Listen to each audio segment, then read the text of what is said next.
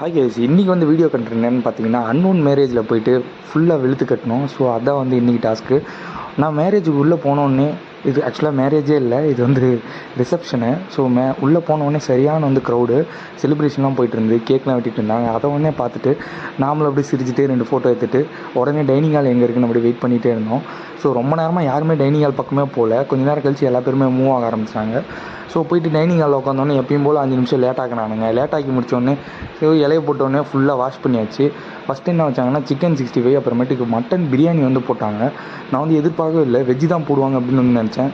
Mutton biryani நல்லா இருந்து, but oil ரொம்ப அதிகமாக இருந்தது. அதை முடிச்சுட்டு அப்படியே பேண்ட்ரி பக்கம் போனால் ஐஸ்கிரீமும் பீடாவும் கொடுத்தாங்க. அதை முடிச்சுட்டு ஃபைனலாக மாப்பிள்ளை பொண்ணுக்கு வந்து குட் பாய் சொல்லிட்டு தேங்க்யூ சொல்லிட்டு கிளம்பியாச்சு, தாம்பளை போய் எடுத்துகிட்டு.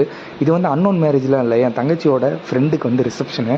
ஸோ அதை அட்டன் பண்ண தான் வந்து போயிருந்தேன். பட் போன இடத்துல என் தங்கச்சி கிளம்பிட்டாங்க, சாப்பிட்டு போகணும் அப்படின்னு சொல்லிட்டாங்க. ஸோ கண்டிப்பாக மட்டன் பிரியாணி சாப்பிட்டே போய்